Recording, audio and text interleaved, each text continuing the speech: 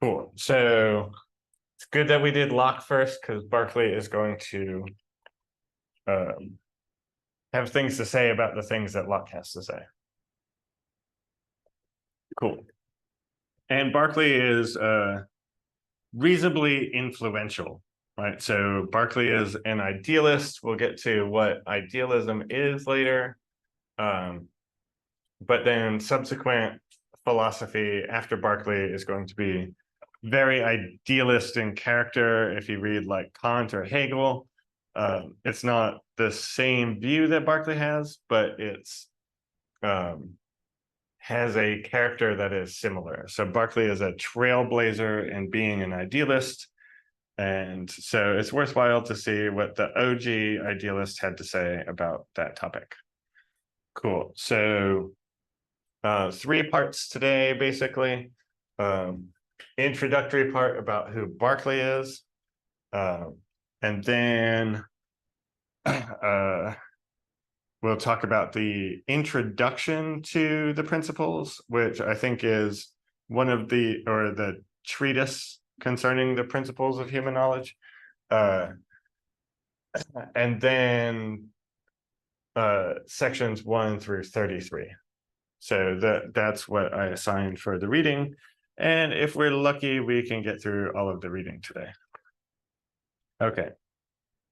So first of all, I need to point out that you probably noticed already that I say his name, George Berkeley. It's not Berkeley, because his name is Berkeley, because he's Irish, and that's how you say his name. We will find out that not everything named after Berkeley is pronounced Barclay, but that's his name. So he was a bishop, so oftentimes he's called Bishop Berkeley rather than George Berkeley in the literature. So he was a bishop of the Anglican Church.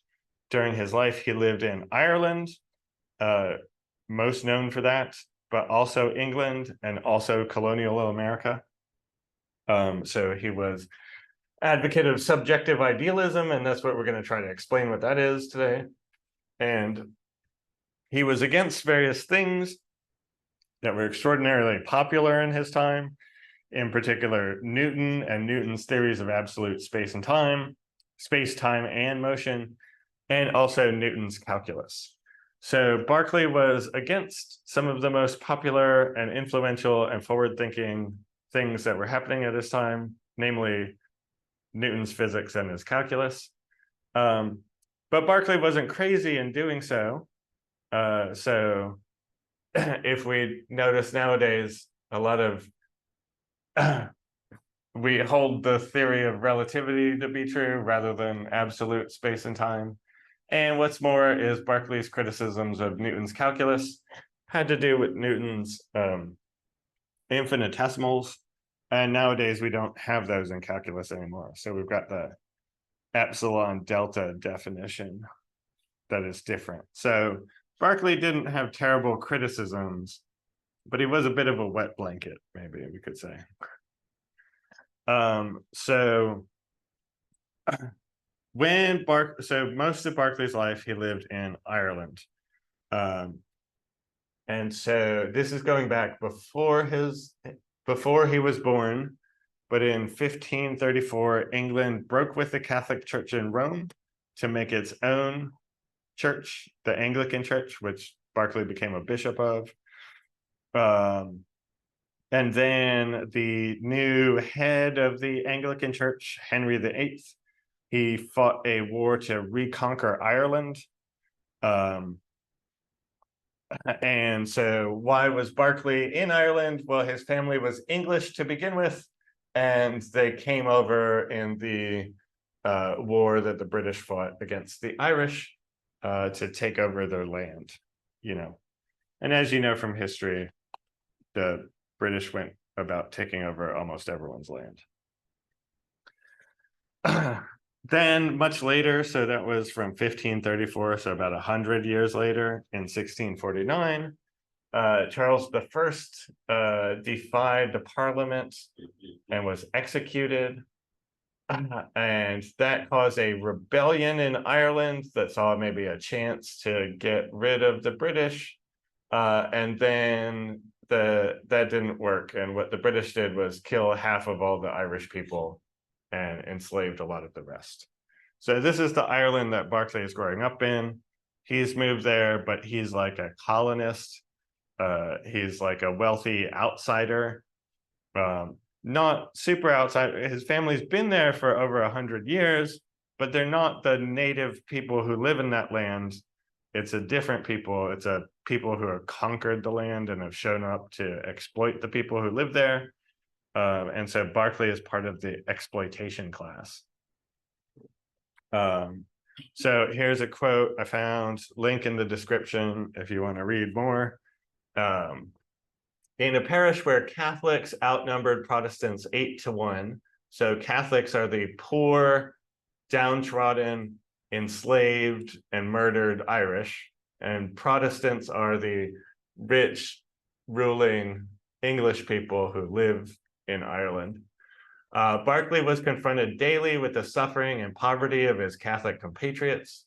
But while the overall tone of his writings on political issues is one of deep compassion for the Catholic Irish, so at least he wasn't racist against Irish people, what reforms he recommends are always couched in terms likely to preserve the interests of his own Protestant class of people in the country. So he said, oh, it's very bad what's happening to these people. Here's what we should do. More tax cuts for the rich, or something like that, right?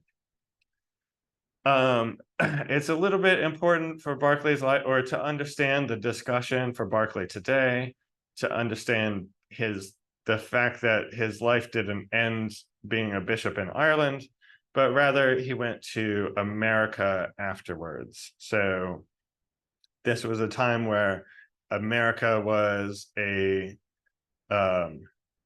I don't even want to say a new country yet. So the United States of America, that country, would not declare its independence until 1776. So Berkeley goes to America while it's still a British colony, and so not its own free country. And Berkeley bought a plantation in America, and with his plantation, he had 8 slaves. So that's human beings that he owned and could tell what to do and not pay any money and make them do work and stuff like that. So he moved to America with his wife, and his goal was to found a college for ministers and missionaries to bring the word of God to the New World. But he never got enough money to do that, and so he quit after 4 years in his American adventure. So why is this short, poorly, low success adventure that Berkeley had in America all that important to his life? Well, the way he gets evaluated subsequently has a lot to do with the fact that he was the type of person to purchase and own human beings. And so recently, so this story, I don't know if I got but this has happened recently. I was just in Trinity College just earlier this year. I took a picture of myself with this big ball. I should have put myself here in the picture.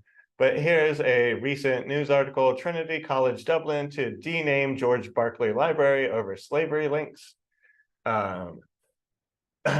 He bought enslaved people to work in his Rhode Island estate, and so now they are unhappy with having the library that's named after him still be named after him, and they're going to take away his name from the thing because he owned human beings. So there's still a discussion today about whether it's okay to name things after Berkeley, given that he did bad things.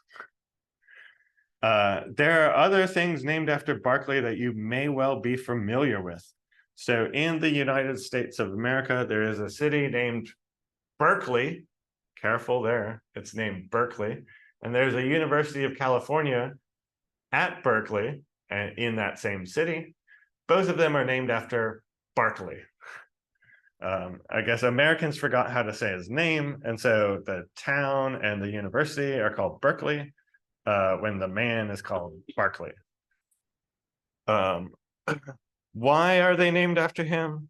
It's kind of a weird story. So Berkeley was into the idea that probably you don't learn about this in school, but I definitely, when I was young, learned about manifest destiny. So the American colonies were on the eastern side of America. And then there was this idea that America should expand all the way across North America. The United States of America should expand all the way across North America to California. That's called manifest destiny. And Berkeley wrote a big poem celebrating the idea of basically, conquering and killing all the native people and taking all their land from one side to the other side. And I guess people liked his poem and they named the town after him, right? A town in California, right? So at the other end where manifest destiny was supposed to take us.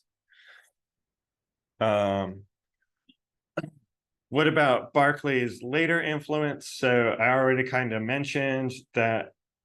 Oh yeah, I mentioned both of these facts. So his arguments against absolute space, absolute time, and absolute motion may not have exactly influenced Einstein, but it's not as though these sorts of ideas weren't part of the intellectual milieu that led people to be thinking that relativity was possible.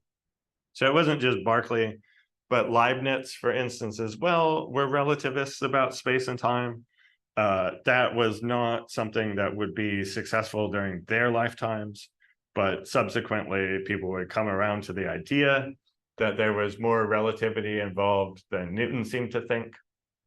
And then finally, oh yeah, and so I mentioned Berkeley did have some reasonable criticisms of Newton's calculus, but they weren't things that couldn't be fixed.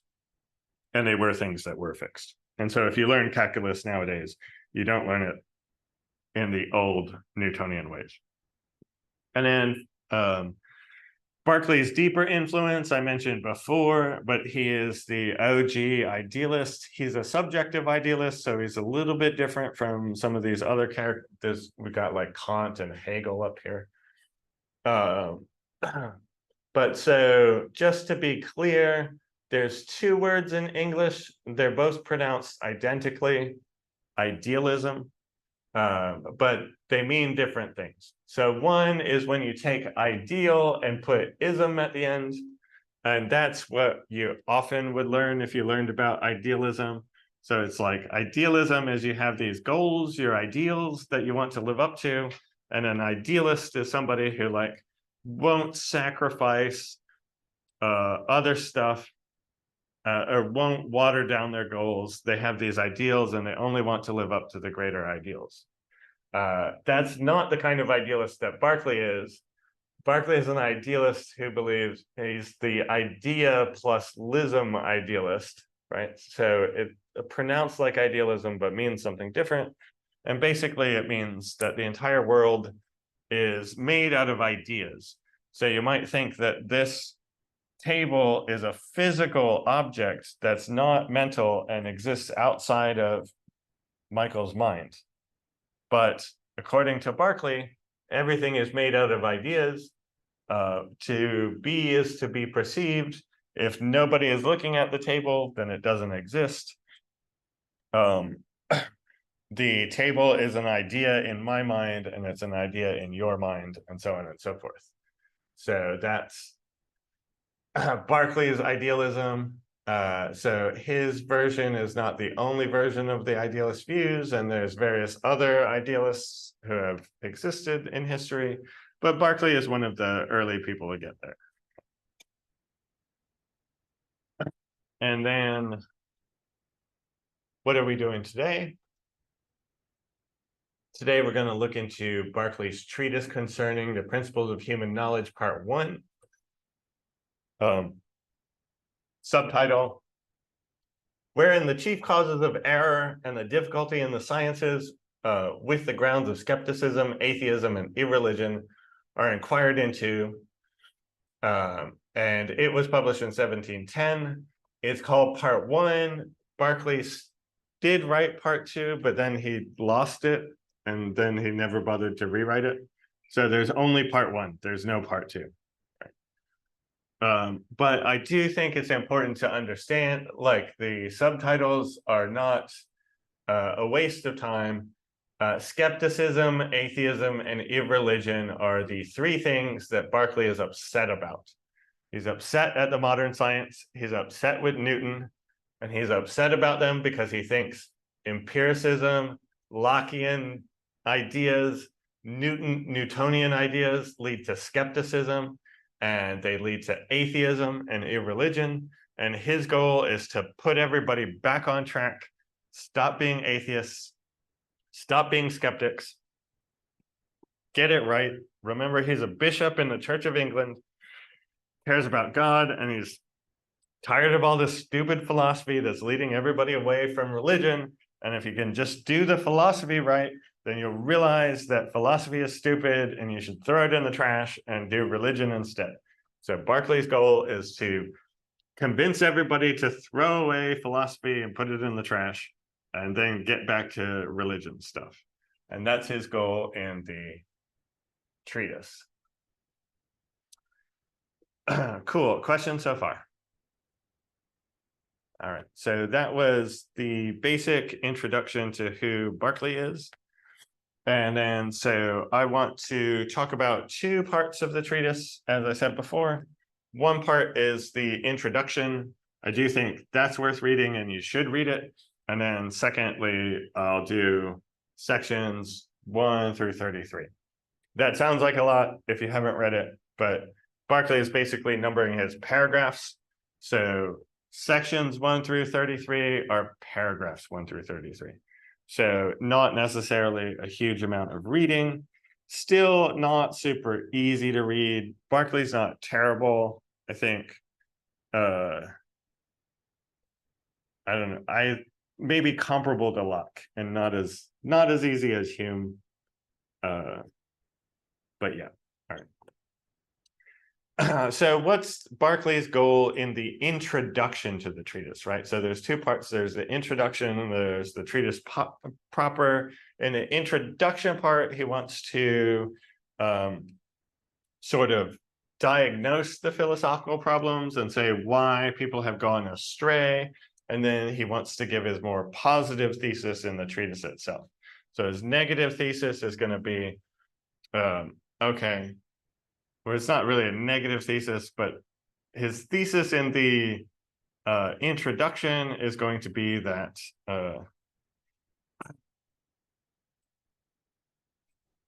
he's going to diagnose why philosophers are getting it wrong, and then in the treatise proper he's going to say here's the right view, right? So the introduction is about why people are getting it wrong. So right at the beginning, he explains that he's into common sense, which might be kind of odd when you consider what Berkeley's ultimate ideas are, where he thinks that everything is made out of ideas, including tables and chairs and walls and human bodies and everything else. That doesn't seem very commonsensical, but Berkeley is going to argue that his view, idealism, is the common sense view. May sound crazy, but we'll see what his argument there is. Secondly, last time I mentioned when we talked about, or maybe it was 2 times ago when we talked about Locke, where empiricism seems to lead to a certain amount of skepticism. So the rationalist thought, you know, from birth, your soul was stamped with certain knowledge by God or whatever, and then you were just born into the world and you could use the firm truths stamped in your mind by God in order to reason to all sorts of complicated propositions. But in empiricism that says we get all of our knowledge from the world seems to lead us to a kind of skepticism, like the sort of skepticism that goes, well, look, human knowledge and our ability to understand the world is very limited.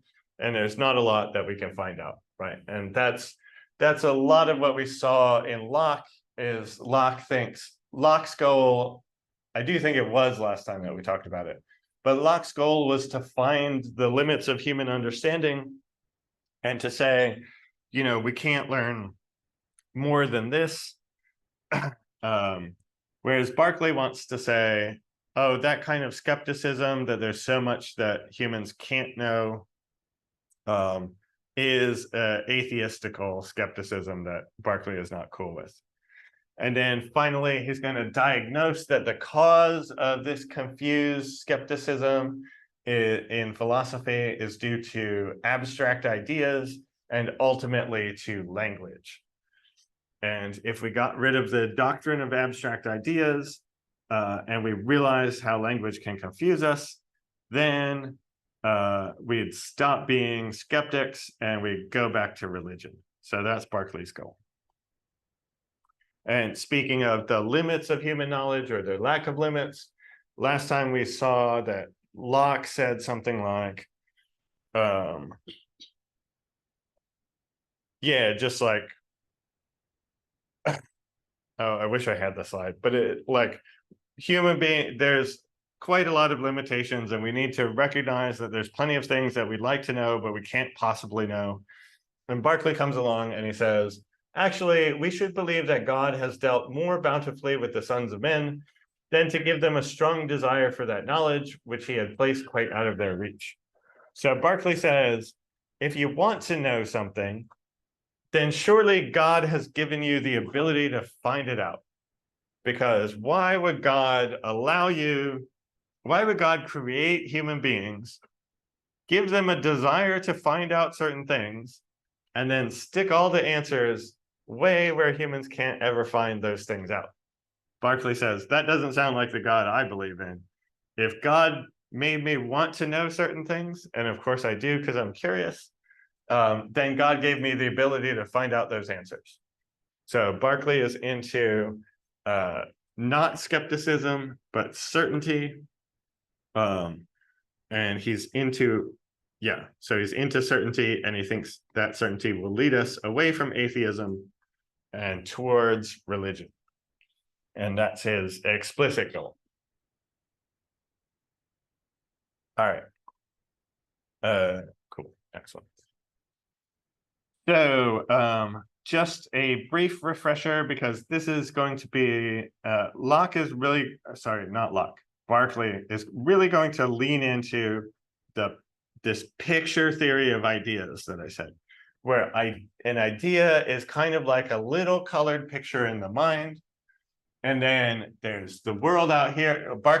He's ultimately going to argue that there's no world out here. So this isn't his view ultimately, but this is like the picture, and this is how he thinks ideas work. And he's going to argue against the real world. But the picture theory of ideas, before we argue against the real world, while we're still assuming that it exists, there's a real world out here of stuff, and then there's a world in our minds of ideas. And if you say, how does the mind succeed in representing the world? And you say, well, it succeeds in representing the world because it resembles it. If you look at the picture in the mind, it's just similar to how the world is, right? There's clear similarities, and the similarities are how the picture represents. In the way that you might think a painting represents the world. So you look at a painting and you say, well, what does this represent? Well, it represents the kind of thing that would look like if you were looking at the painting. So you look at the painting and there's a horse on there, and your experience of looking at the painting is very similar to if you looked at a horse. And so that's why the painting represents the horse.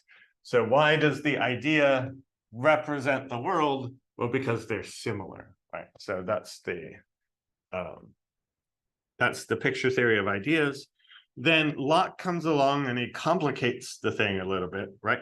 Where he says, well, actually, you know, color isn't in the world, and smell and taste and whatnot. But things like shape, size, motion, that sort of stuff is really in the world. The shape, size, and motion are in the idea as well. And then there's some extra stuff, right? In the idea, you get the colors, you get the smells, tastes, textures, hot and cold and whatnot. So the idea has more stuff in it, right, than the world, but there's still a resemblance here, right? There's a partial resemblance. In all the primary qualities, the world resembles the idea. So this is broadly where Locke goes, and what Berkeley is going to do is he's going to try to argue that actually the primary qualities, there aren't primary qualities in here that also exist in here. There's nothing in the world that in the physical world that, you know, people like Newton and Locke imagine. There's nothing at all that resembles ideas, and therefore it turns out that ideas don't represent the real world. Ideas can only represent ideas because ideas are only similar to ideas. The only thing ideas resemble is not the real world, but other ideas, right? And the basic picture there is, you might think, well, like, ideas are mind dependent, for instance. Okay, ideas are mind dependent. Is the real world supposed to be mind dependent? No. Then the real world doesn't resemble ideas, does it? Right? So there's some fundamental ways in which ideas don't resemble the real world, and thus, according to Berkeley, ideas can never represent the real world. So Berkeley is ultimately going to think that, yeah, so his idealist picture, well, he has the resemblance theory of representation. He's ultimately going to cut out all this real world stuff, and the only thing that's going to be left in his world is your ideas, right? Cool. So in the introduction to the treatise, Berkeley, as I said, his goal is to argue that people don't understand, they believe in abstract ideas. Abstract ideas suck, they're stupid, and there's no reason to believe in them. And people have been confused. They've been confused because of language into believing in abstract ideas, and Berkeley's goal is to argue for that in the introduction. So first of all, he makes a kind of distinction. He doesn't use these words, I'm using them, but he says there's kind of two kinds of abstract ideas. One is the abstract idea where you abstract or you take apart a regular idea. So suppose I have this idea, I'm starting with this idea, but we notice that there's various components to it. When Locke is talking about his simple ideas of sight, he says you can look at the world and then you gain things like the ideas of individual colors, for instance. You can abstract from the particular thing that instantiates them. So if you look at this, if you've never experienced the world before, you're born, then you open your eyes and you look out and you see this image. What should you be able to do, says Locke? Well, you should be able to extract the idea of green from here because you can see some green. You should get the idea of black from here because you can see some black. You can get the idea of white from here because the dog is white. So you can take apart your experiences and get the simple elements of those. And that's one type of thing that Berkeley is calling an abstract idea. He's going to be against these type of abstract ideas, although I think it's a bit wishy-washy. I think his concern here in particular is like, you can't really think of, say, notice how on the right, I haven't just put the idea of green, I made it a square, right? So it's a green square. And so Berkeley's thought is kind of like, well, look, you can't think of green without thinking of some sort of patch of green being a certain shape, right? So the green always attaches to a thing. You can't think of green without thinking of a thing that is green. So like a square that is green, right? So you can't really take ideas apart from the things that they come from. But that's not going to be our main source of abstract ideas that we're upset about. The other type of abstract ideas is this one, is where you have ideas of each individual dog, like you've experienced a bunch of different particular dogs, right? Your mom has a dog, and your friend has a dog, and your cousin has a dog, and you've experienced all these different dogs in your life. And then somehow from all the individual different experiences, what did Locke think? Locke thought you had some faculty of abstraction, and you could take those experiences, put them in here, and get out here the abstract idea of a dog. And if you'll notice, I've just put a thought bubble with abstract idea of a dog here. This helps you understand kind of what Berkeley's objection is going to be, because Berkeley's objection is going to be, look, if ideas are little colored pictures in the mind, you should be able to put a little colored picture of the abstract idea of a dog right here, right? And this will be the abstract idea of a dog. But the abstract idea of a dog, right? Because it's supposed to apply equally to every single dog, right? An abstract idea is not an idea of this dog or this dog, but it's an idea that applies to any dog. Well, there's not, like, some dogs are big and some dogs are small, and some dogs are fat and some dogs are skinny, and some dogs are white and some dogs are brown. So if you try to paint a picture that is the abstract idea of a dog, do you make it big or do you make it small? Do you make it brown or do you make it white? Do you make it smiling or do you make it growling, right? Berkeley is going to say there's no picture you can put here, which is the abstract idea of a dog in general, not a big dog or a small dog, not a brown dog or a white dog, but just a dog in general. He's going to say there's really, if you have the picture theory of ideas, there's nothing that fits here, right? So there are no abstract ideas of dogs. So yeah, Treatise Part 1, his goal is to argue against abstract ideas. All right. So first of all, he says, well, look, I don't have any abstract ideas. I don't know about you. So he says, whether others can have this wonderful faculty of abstracting their ideas, they can best tell, like, you know, if you have abstract ideas, but let me just tell you, I don't have any abstract ideas. So he says, yeah. So in particular, the exact words that I just pointed out, how could you have an abstract idea of a dog? It's a picture of a dog, but somehow not a picture of a big dog, not a picture of a small dog, not a picture of a medium dog, just a picture of an abstract dog, right? Or a picture of color, but not the thing that is the color, right? A square that is colored, right? And so we reached the point, okay, so Berkeley says abstract ideas, they don't make any sense.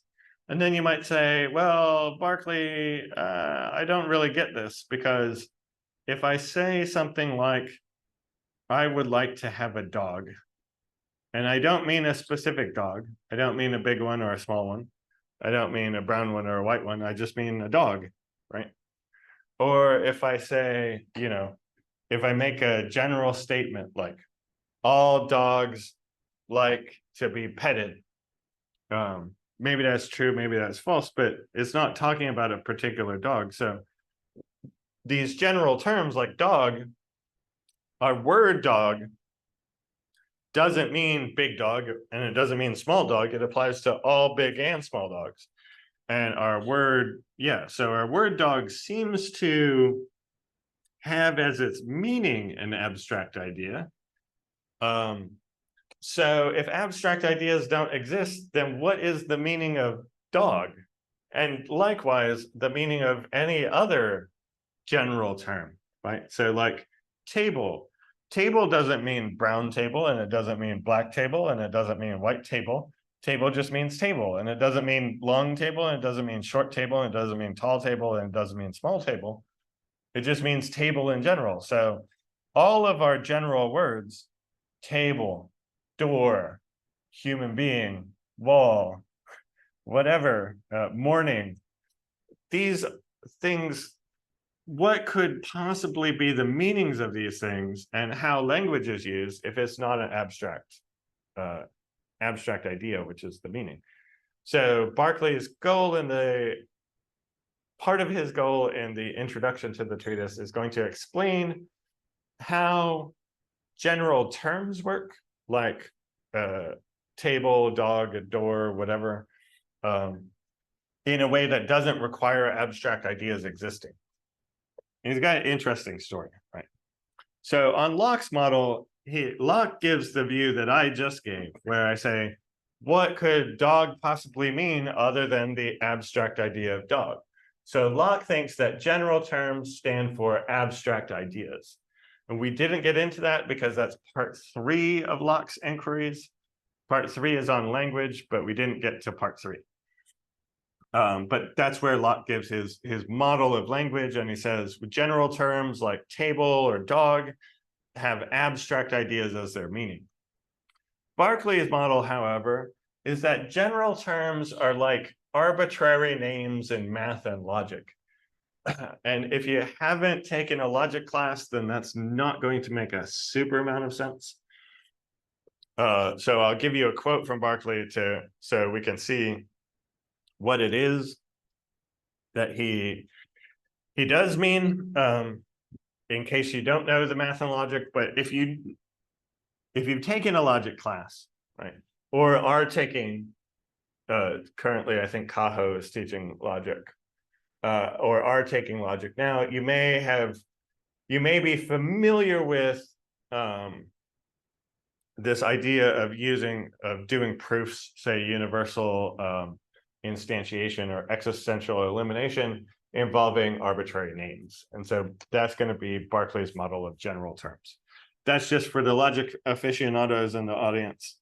If not, here's a more specific what Berkeley says. So he says, here's my model of how general terms like dog work, or in this case, he's going to talk about a line. But yeah, so general terms like dog, table, human work, they're not going to work by standing for abstract ideas. And here's an example. So to make this plain by an example, suppose a geometrician is demonstrating the method of cutting a line into 2 equal parts. So he wants to do something in general. He wants to show that any line, not a particular line, not a line this long, not a line this long, not a line whatever, but any line can be cut into 2 equal parts. But he doesn't have abstract ideas because abstract ideas don't exist.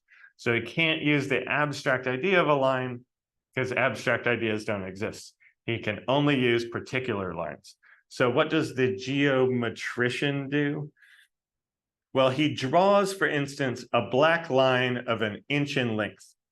This, which in itself is a particular line. So Berkeley says there aren't any abstract ideas, aren't any abstract pictures. You have to draw a picture of a particular thing. So if the geometer wants to talk about lines in general, the only thing he can do is draw a particular line. So he draws a particular line in a particular ink color, black, of a particular length, 1 inch. This, which in itself is a particular line, is nevertheless, with regard to its signification, general. So Berkeley says, he draws a particular line, but he says the geometer wants you to step back and say, consider this as any arbitrary line, right? I've drawn a particular one, but I don't want to think about this particular one. I want to think about lines in general, but use this line as an example, right? Since as there it is used, it represents all particular lines, because what the geometer wants to do is demonstrate a method of dividing any line into 2 parts. He's going to use a particular line, but he doesn't want to make any hay out of the particular facts about the line, right? So this line is there standing for all other lines of longer length and shorter length and so on. So that what is demonstrated of this line is demonstrated of all lines. or in other words, of line in general. So I do a proof about this particular line, how to cut it in half, but that gives you a demonstration in general of how to cut any line in half. And as that particular line becomes general by being made a sign, so the name line, which taken absolutely is particular, by being a sign, which taken absolutely is particular, by being sign is made general. So he's saying a particular line can, in the circumstances of a geometrical proof, be used to stand for all other lines. And the proof that I do regarding this particular line can tell you general features about all lines. And so all we need is particular things. We don't need to have an abstract idea of a line to make a proof about all lines in general. We can rather use a particular line and use the particular line to make the proof about all lines in general. And that's going to be Berkeley's idea of how words work, which is what he puts here. We have our general words like table. The general word table is not a name for any particular table that's of some length or a shorter length or a longer length or a certain height or a lower height, but rather it stands ambiguously for any arbitrary table, which you could at any moment take one representative as an example if you wanted a concrete idea. So there are concrete ideas you can attach to the general terms, but general terms don't stand for abstract ideas because abstract ideas don't exist. And now you might think, well, okay, what do you mean, Berkeley? If you do a proof about one particular line, how in the world is it the case that you could generalize what you've learned to every line? So Berkeley has to explain that, right? If all proofs use particular instances, so a proof about a line is a geometer using a particular line to do the proof, or a proof about a triangle is using a particular triangle to do the proof, then don't you have to worry that what you prove is just true of this triangle or this line and not true in general, right? And then Berkeley says, no. He says, though the idea I have in view whilst I make the demonstration, right, the particular line that I've drawn to make the demonstration, be, for instance, and okay, now he changes the example to triangle. So suppose I'm doing a proof about triangles, and I want to prove that it's true for all triangles.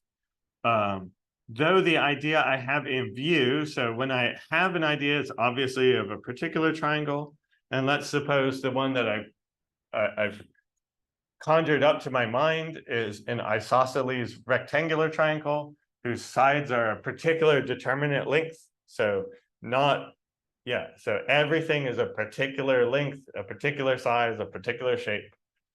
I may nevertheless be certain that the proof extends to all other triangles or all other rectilinear triangles, no matter how big they are or small they are or whatever, even though mine is a particular size. And why is that true?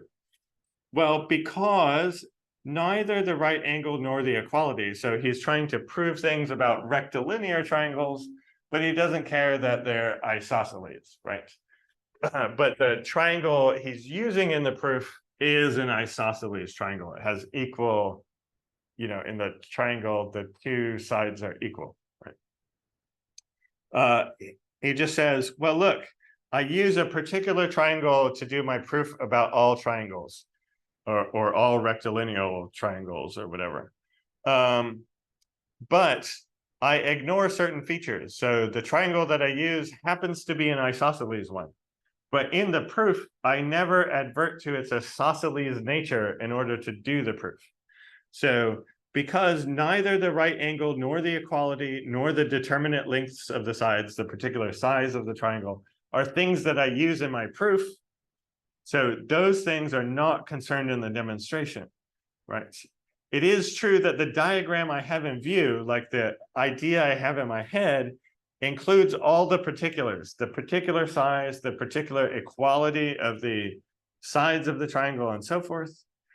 But then there's not the least mention of them made in the proof of the proposition, right? So like I said, you'll understand the idea more if you've taken Intro to Logic or whatever, but it's the idea where if you want to do a universal proof and prove that everything is F, for instance, what you do is you take an arbitrary object A or B or whatever, and you say, I have my arbitrary object, and then you prove that the arbitrary object is F. And you say, well, because I picked an arbitrary object, I didn't make any special assumptions about it, then I was able to conclude that it was F, then I can conclude that all things are F, because I could have likewise reasoned from any other specific thing to the fact that it was F. So I can argue that all things of that sort are F. Likewise, Berkeley is saying, if you can take a triangle and then prove that it has a certain feature, let's call that feature F, and the method that you use could have equally been used on any other triangle of any other shape or size, because you don't advert to its particular size in order to do the proof, then we know that even though you used a particular triangle in the proof, we know that the proof applies to all triangles, right? And that's in general how universal proof works in logic. And so Berkeley is just saying, words can be used in this way that logic uses arbitrary names. He thinks general terms are a kind of arbitrary name.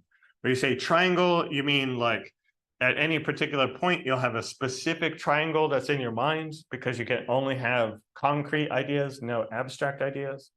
But you can draw general inferences from those specific ideas as long as in the proof of what you do, you don't advert to the specific features of the idea to do the proof.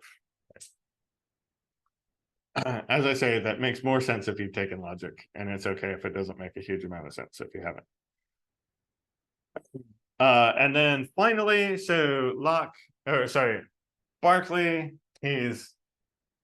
says abstract ideas, they don't exist, we don't need them. So first of all, aren't they absurd? You can't think of a picture of an abstract idea of a dog. Every time you think of a dog, it has to be of a certain size, a certain color, and so forth, right? And he says, well, okay, here's a challenge to that. How do you get these general reasoning that humans do with general terms? Berkeley says, you don't need abstract ideas to do that. Let me explain how you can do that.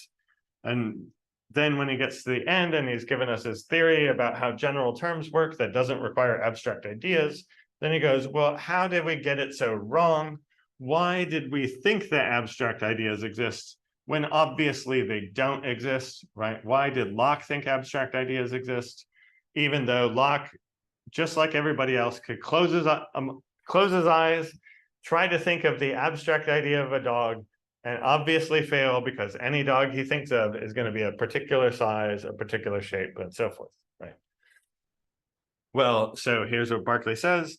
I come now to consider the source of this prevailing notion, that is the notion of abstract general ideas, and that seems to me to be language. So Berkeley blames language. People get confused by language, and that leads them into the false doctrine of abstract ideas.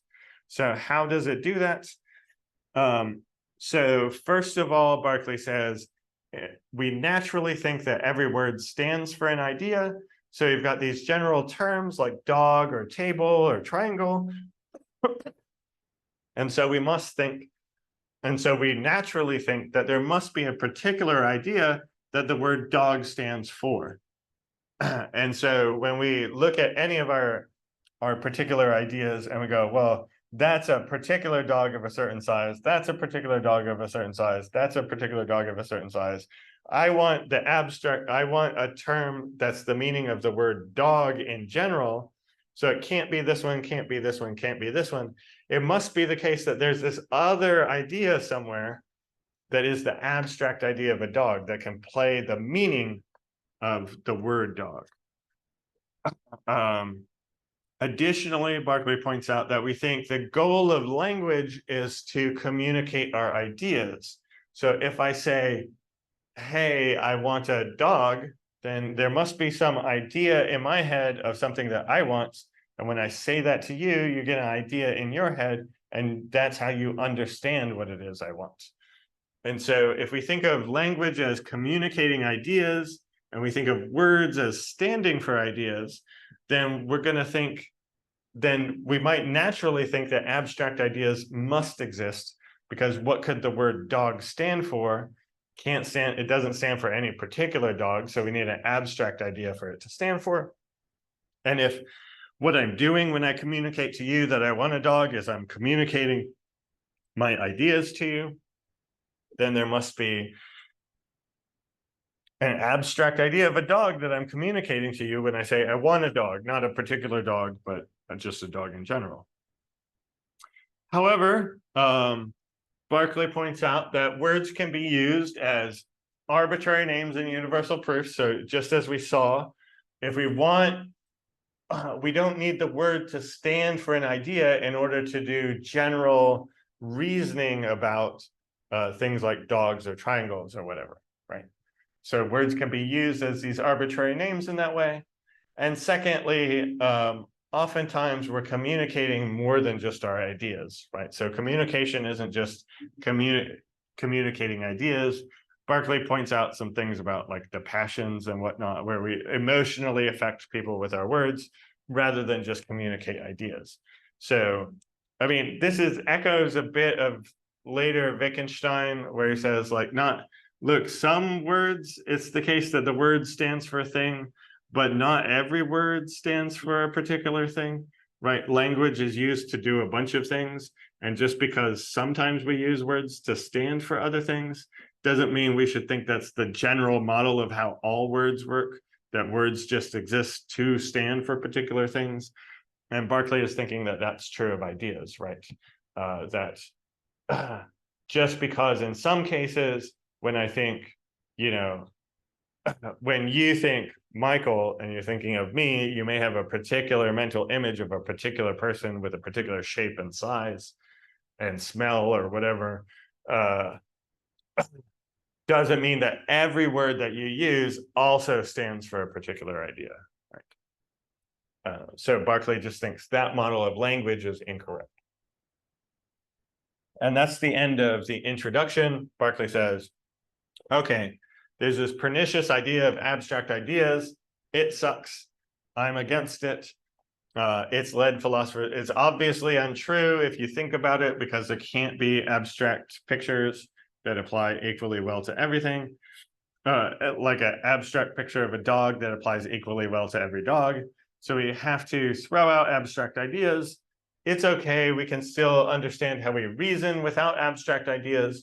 But if we want to understand why people got so confused, well, language confused people into thinking that there are abstract ideas.